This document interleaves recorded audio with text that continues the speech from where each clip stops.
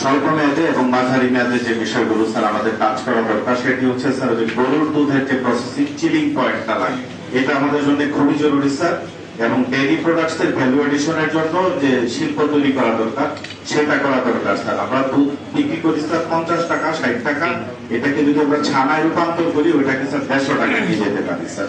তো কাজে এই জায়গাটাতে আমাদের একটু ফোকাস করা দরকার স্যার। আর আমাদের স্যার এগ্রিকালচারের যে বিষয়টা আছে স্যার, সেখানে স্যার আমাদের কৃষি ভিত্তিক যে স্যার ভ্যালু এডিশন করার মতো স্যার যে বিষয়গুলো, এই জাতীয় শিল্প স্থাপন করা এবং স্যার একসাথে ডেভেলপমেন্ট করা স্যার, ব্র্যান্ডিং এবং প্যাকেজিং এর বিষয়ে স্যার একটু গুরুত্ব দেওয়া স্যার। কারণ প্যাকেজিংটা ভালোভাবে করতে পারলে স্যার আমরা ভ্যালু এডিশনটা বেশি হবে স্যার। স্যার আমাদের আরো কিছু বিষয় আছে স্যার, এখানে আমাদের স্যার জনসংখ্যার যে আছে স্যার